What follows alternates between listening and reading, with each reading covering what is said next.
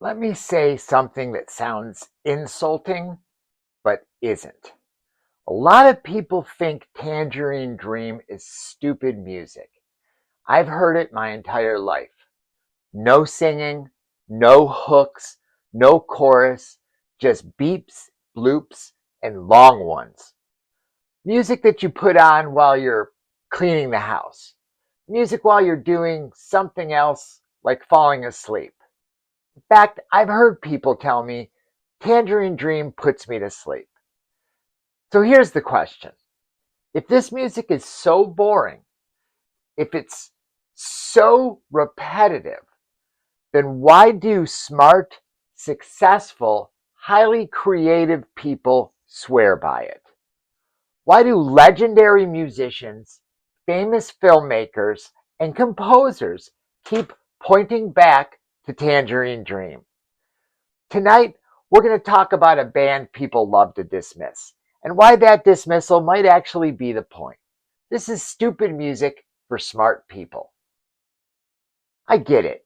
You put on a Tangerine Dream record and nothing seems to happen. No one's singing, most of the time. No one tells you how to feel or maybe even how they're feeling. There doesn't seem to be any big emotional payoff. If you've been raised on rock, pop, or maybe even jazz, it can feel like a bit of a ripoff. But here's the thing. Tangerine Dream isn't music that performs for you. It's music that waits for you. And that can drive some people nuts, especially their debut. Now, I admit, this isn't an album I go back to a lot, but this is really where it starts. Electronic Meditation. This was the initial lineup with lead member Edgar Froese and Klaus Schulze, featuring Konrad Schnitzler. I hope I'm not murdering these names. But this is the album that kind of got them going. Now, there was a band before this, and there is a lot of history for Tangerine Dream. And I'm going to kind of skip over it and cherry pick some stuff because it can be confusing. There have been many lineups. There have been vocal albums, there have been rock albums, there have been pop albums, and I even forgot to drag out my cassettes. I better go get those. But in any event, Tangerine Dream is music that many people call stupid. I've heard it my whole life. Why do you like that stupid band? Can you please put on something else? But whenever I'm being creative, when I'm drawing or painting, I put on Tangerine Dream. I do it all the time in my day job as a tattoo artist. Often they're playing rap music and sometimes they're playing heavy metal. But I need to be in a zone. And Tangerine Dream puts me in that zone. If you can't tell by my t-shirt, I'm a bit of a fan. I've been obsessive my entire life. And this could easily be a 3-hour video, but I'm not going to make it one. So we're going to get to the quick points of Tangerine Dream. And if you do like what you see in this video, tell me in the comments, and maybe I'll do some more detailed deep dives into these individual albums, or ones that you didn't see me show in this video today. So Tangerine Dream, who were they? Well, they've been a lot of people. Even to this current day, it's a new lineup led by a longtime member. They got the go-ahead from main member Edgar to go ahead and continue the band. But they were formed in Germany in the late 60s, founded by one Edgar Froese, the one constant presence. They came out of the Krautrock scene, but quickly abandoned guitars, drums, and song structures. The classic lineup was Edgar Froese, Christopherfranke, and peterbauman. They basically invented what we now call the Berlin School of Electronic Music. Sequencers, long-form compositions, sometimes filling up an entire side of an album. Patterns that mutated slowly over time. They weren't writing songs, they were building systems that added to what was Tangerine Dream. Now, I'm going to show several of my favorite albums from this band. I'm not going to go into pressings or serial numbers, boring stuff like that. But I can tell you that when I started listening to Tangerine Dream in my teenage years, it was mostly because of the soundtracks they were doing. We'll touch upon that in a second. But every time I got deeper and deeper into Tangerine Dream, I met certain people. I met doctors, I met lawyers, I met the upper echelon of mathematicians and scientists, all people who seemed to love Tangerine Dream and basically krautrock in general. Krautrock is sort of an all over term for what Tangerine Dream helped pioneer. And they did so over several decade-long historical album career making movements. There's certain movements in Tangerine Dream. They start off with the bleeps and bloops, moved into repetitive tones, had a soundtrack era, had a new age pop era, and have circled back around with the current lineup led by a long-term member to sort of refocus on what made the band great. And I'm going to quickly show you some of my favorite albums. Now, Exit, I love Exit. Exit is one of my favorites. It gets a lot of play. And it's sort of that famous Tangerine Dream repetitive meditation on lack of vocals, lack of guitar, and a lot of synthesizers. It really is a mood. All of their albums create a mood. And I think that's why they were so popular. Here's why this matters. Tangerine Dream doesn't reward short attention spans. There's no chorus waiting for you. There's no lyrical shortcuts. You have to notice things. Now, while some of their music does contain lyrics, some are albums with lyrics. Let's not forget that. So they are a full-rounded band, but most of us concentrate on those synthesizer-heavy albums. Albums like Hyperborea by Tangerine Dream. Hyperborea is one of those mood albums. It puts you in a zone. There's albums like Tangram, same thing. And you can see by their artistic album covers, they were really putting you in an artistic mindset. And that's why people that are considered smart, I think, gravitate towards bands like this. This is one of my favorites. This is La Park. The Park. So Tangerine Dream, again, this is a repress on yellow vinyl. I think I can show you that. There's some yellow vinyl. You can get colored vinyl for some of these albums. Here's one of the rare albums with lyrics, Tiger. This is based on the lyrical poetry of William Blake, that's it. And this was the last album by one of their founding members, Christopher Franke. Christopher Franke, my favorite Tangerine Dream member. Now, La Park, Tiger, Tangram, amongst others, are that repetitive, although Tiger has lyrics, that repetitive sort of mind. This is Machu Picchu. Commonly, their albums have themes. And this one, if you read on the hype sticker, says limited edition yellow vinyl, the late Edgar Froese's homage to John Peel, specially composed for him after the DJ's passing near Machu Picchu in 2004. Not released on CD until 2012. A lot of their music is out of print. A lot of their music has been repressed, has been re-recorded by Edgar Froese himself. It's a band that has well over 300 releases. Yeah, you heard that right. And if you dig into fan recordings, it can go into the thousands. I have hundreds of hours. I was part of the Tangerine Dream tree. I was a leaf. And this was done in the late 90s, early 2000s, where all the fans tried to compile the most amazing collection of Tangerine Dream that wasn't really available to the public. Now much of it can be found streaming on YouTube and other sources. But back in the day, we had the Tangerine tree to thank for that. This is another favorite, Exit. Exit is a jam. I love Exit. And this little face you can see in the picture there, that's Edgar's son, Jerome, who went on to lead and become a member of Tangerine Dream and does his own electronic music to this very day. Now, I've got side projects. I've got band members that left. I have their albums. There's art. This is an artistic band. If you don't know where to start with Tangerine Dream, maybe I can point you in a certain directions. Now, one of the things that makes Tangerine Dream special is the changes. There's no lyrical shortcuts, so you have to have pattern recognition, and you find that in a lot of synthesizer music. You start to anticipate and focus on the repetitive natures and the changes when they come along. And it turns out, whether you ask a psychologist or just look around, a lot of highly analytical people gravitate towards this kind of music. Engineers, programmers, designers, filmmakers, people who like live system work more than spectacle. Tangerine Dream did this box set was released by Nimbus Records. This is their collective output from 70 to 80. And this is a box set. It comes with a booklet, a 28-page color booklet. Let's see if I have taken that out. No, I haven't. I'll take it out for you right now.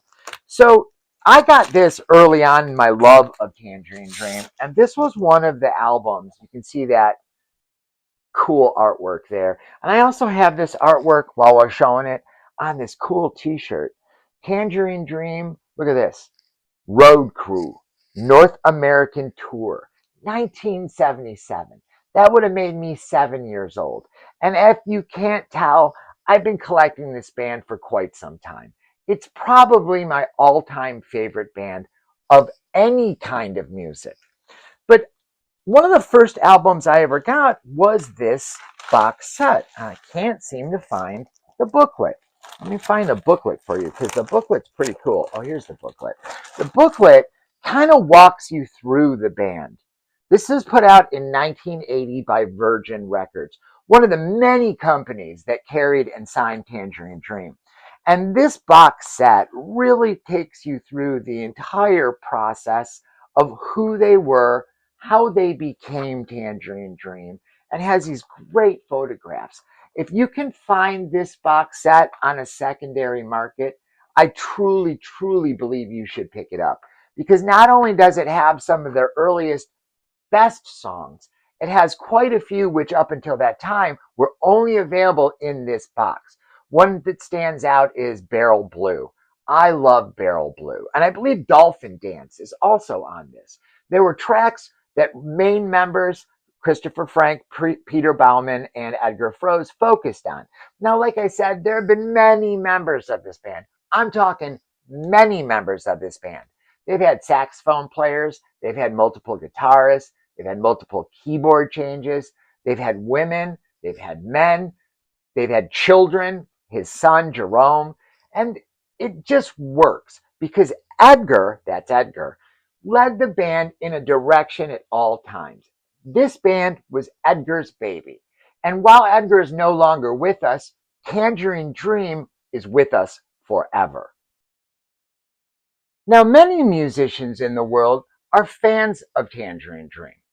This isn't just some fringe opinion by some stupid idiot.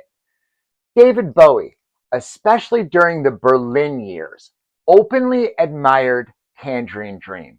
You can see him talking about Tangerine Dream in interviews from that period. They were operating in the same atmosphere, both literally and creatively. Radiohead also has mentioned Tangerine Dream. They absorbed the idea of texture over melody, mood over hooks. The Edge from U2 has talked about ambient and sequencer-based thinking in his guitar work. Film composers, that's where it gets pretty obvious. Hans Zimmer, Trent Reznor and Atticus Ross, Cliff Martinez. These people didn't copy Tangerine Dream's sound. They copied Tangerine Dream's approach. Let the music breathe. Let the audience do the emotional work.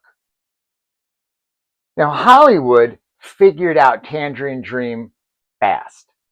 They figured Tangerine Dream could score a movie quickly, they could create tension without melodrama, anything that took away from the movie itself.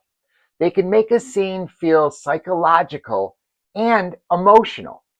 Films like Sorcerer by William Friedkin, often remarked upon as one of William Friedkin's best films and definitely one of Tangerine Dream's best soundtracks. Now, a lot of my collection these days was purchased post-pandemic. I had all originals, but I went ahead and burned everything to CD-ROM when streaming started to come along. So I have hundreds of CD-ROMs with the original pressings, but not the original pressings.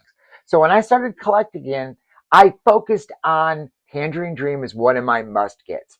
This is put out by Waxwork. Waxwork Records that I've mentioned so many times on this channel. And you see it's got black and green colored vinyl and fantastic artwork on the cover. Sorcerer, films like Thief, Thief the Michael Mann, James Caan crime drama about safecrackers is one of my favorite soundtracks ever. Now, there's also multiple versions of the soundtrack where certain songs by Tangerine Dream were taken off and other artists were put on. But this is a pressing with all of Tangerine Dreams. They also got early success with Tom Cruise's Risky Business. They did all the music in this film that wasn't songs. We all know Bob Seger had a big hit again in Risky Business, and it helped make Tom Cruise a superstar. They also did the score for Legend with Tom Cruise and director Ridley Scott. So directors of note were gravitating towards Tangerine Dream. Here's some more favorites. Flashpoint. Now, the movie didn't do very well. Not many people talk about it. It starred Treat Williams. But Flashpoint is one of Tangerine Dream's best scores. It is electric. It is moody. It is great driving music. 100% great driving music. Or how about Firestarter? This is an original copy. There's the promotional stamp of Firestarter, which has since been remade and scored by John Carpenter, who's a big fan of Tangerine Dream. John accepted the job because of the work Tangerine Dream had done and because he was originally supposed to direct Firestarter. But when the thing underperformed, it got taken away from him. Now, John Carpenter is one of those people who's highly influenced by Tangerine Dream. And we all know what a great composer and synthesizer fan John Carpenter is. I recently got the repress, also put out on orange vinyl by Verse Sarabande, who put out the original. I highly suggest you pick up Firestarter. It's a fantastic album. And one track, Charlie the Kid, I play pretty much every time I decide to draw or paint. This is a score that I can listen to all the way through, much like the others. Here's a rare one. This is Shy People. This is a soundtrack to a drama film, again, but synthesizer score and slightly different than the others, a quieter, more introspective score. How about 3 O'Clock High? This is a fantastic movie. Failed miserably when it was released, but it's since to become a huge, huge cult movie. And who scored it? Tangerine Dream with additional music by Sylvester LeVay.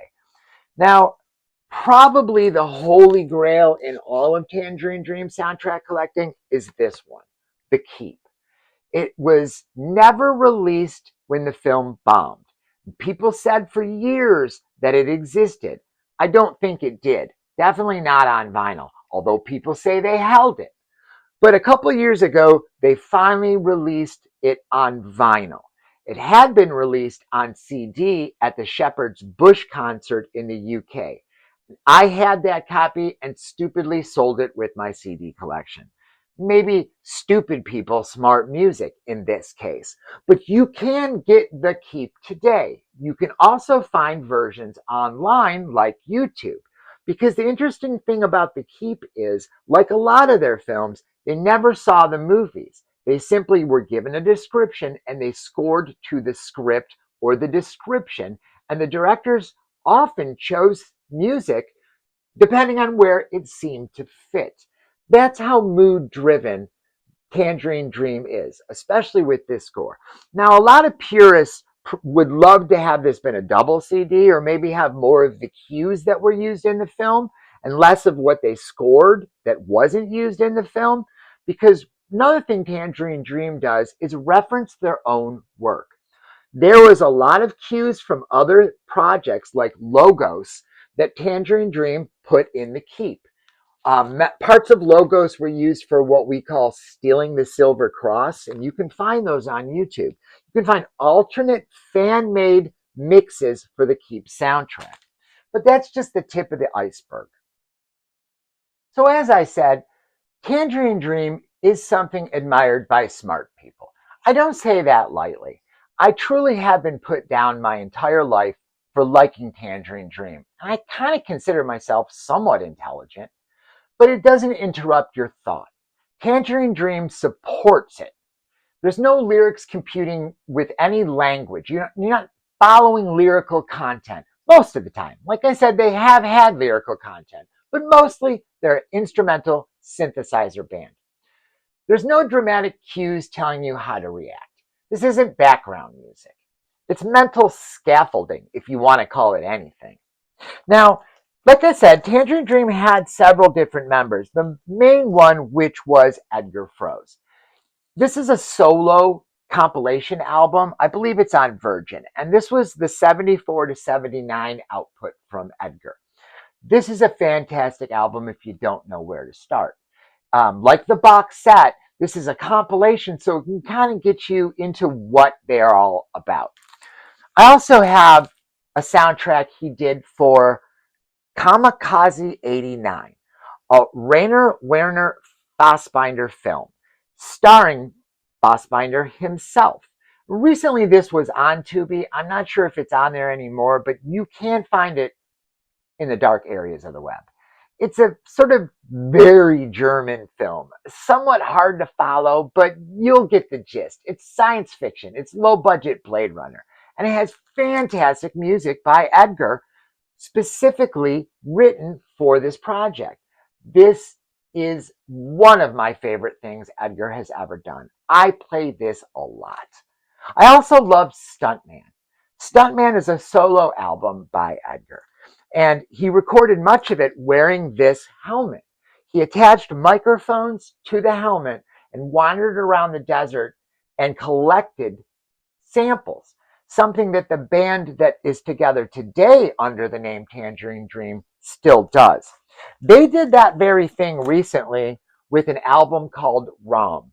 You can find videos for ROM online, and some of the videos have them wandering around the woods collecting these samples. This was the singles for ROM, which predated it, called Probe 6 through 8. Many of Tangerine Dream's titles are numerical. Logos 1, Logos 2, Logos 3, Logos 4, Probe 6, 7, 8. And then this is Christopherfranke. He was one of the main members of Tangerine Dream in their heyday. This is his album, Pacific Coast Highway. This is softer, almost more new age, when new age was a thing in the 90s and early 2000s. But I consider it an offshoot of Tangerine Dream because Christopherfranke kills it on this album. He also has a London concert. You can look that up, Christopherfranke London concert. There's a video and a CD release. He also has a collection called Klemania, K-L-E, Mania, and that is fantastic as well. And a lot of Tangerine Dream was put out on vinyl and then CD as well as cassette, and now can be found in both CD and vinyl versions today. But I really prefer the vinyl, although I must admit I have hundreds of CDs from this band and even more CDRs from this band. Most recently, they've been releasing box sets focusing on their specific early albums like Rubicon, and you can find those and reviews of those all over the internet. There's a lot to like with Tangerine Dream. So maybe you've tried Tangerine Dream and were put off by it. It just wasn't for you. Try this. Don't try and sit and stare at it. Try to put it on when you're doing something that doesn't require lyrical content or driving rock and roll guitars. Try to put it on maybe late at night. Maybe put it on while you're listening in headphones and reading a book or looking at a magazine. Maybe try it while you're driving. I love particularly listening to this band while driving. Start maybe with their earlier work like Phaedra, Rubicon, or Stratosphere. Their 70s output was especially synth driven and quite impressive to this day. Something that real deep hardcore fans tend to avoid is their 2000 or their, I should say, their 90s output. I recently came across a bunch of the 90s output in a used record store and bought everything sealed, sealed cassette tapes of their 90s output. Now, this was mainly when Edgar's son Jerome was old enough to join the band. And the music in the 90s was very influenced by the then popularity of the New Age movement. Still synthesizers, but also guitars, saxophones, and keyboards, sometimes lyrics. Albums like Turn of the Tides, albums like 220 Volt Live. We've got, which one is this one? This is Raccoon. And you can see Edgar and his son on the cover of Raccoon. And Tyranny of Beauty. And this one is one of my favorites. They did a soundtrack to a film called Canyon Dreams. And Canyon Dreams was released on DVD, and you can find it on YouTube. And it is, it's nature. It really is a soundtrack to nature, the Great Canyons.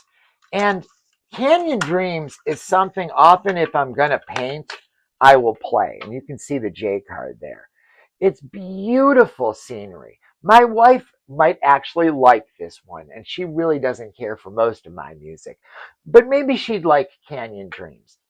So try to focus on listening with this band. That's really the key to Tangerine Dream. You have to listen. You have to let it become part of your mood. And I think if you do that, you may just find yourself among the smart people who enjoy this stupid music. And if you want to talk about legacy, how about this? If you're under the age of 30, maybe you've heard of a thing called synthwave. Synthwave owes everything, amongst others, to Tangerine Dream. Also Vangelis and maybe Jean-Michel Jarre, two other names that went on to be influenced by this great band. And actually, Jean-Michel Jarre worked with Tangerine Dream's founder, Edgar Froese, before his passing. So, ambient, modern film scores to this day, modular patchwork culture, collecting and creating synth grooves, they all lead back to this. The road literally leads to Tangerine Dream. They didn't chase hits, they built worlds. And I think that's why they still matter. So yeah, maybe it sounds stupid to some people, but maybe the smartest music is the music that doesn't need to explain itself. If this band has clicked for you, then you already know. But if it didn't, that's okay too. Just don't call it boring. So I hope you enjoyed this short, quick dive into Tangerine Dream and synthesizer music. This is an episode that could be several episodes long. We could take apart multiple albums, and maybe I'll do that in the future if you like it. Let me know in the comments section. I'd also like to thank everybody for finally helping me reach my 1,000 listener or subscribers goal. Listeners, I guess some of you do listen to it, but my 1,000 subscriber goal was finally met, and I thank each and every one of you for making one of my dreams come true. This has been a listening and learning curve for me. I know I started with fuzzy videos and hard to hear microphones, but I'm working on it all the time, guys, and I want to let you know I hear everything that you've written me in the comments or has sent me personally, and I'm trying to get better. And hopefully new microphones and new cameras and a new backdrop are in my future when time allows. I'm also a full-time tattoo artist. So thank you if you've just stumbled across this video. Let me know what you think. Do you love Tangerine Dream? Are there other synthesizer bands you would like me to cover? I would like to thank all of you visiting the AV room, and I hope to see you again real soon here in my AV room.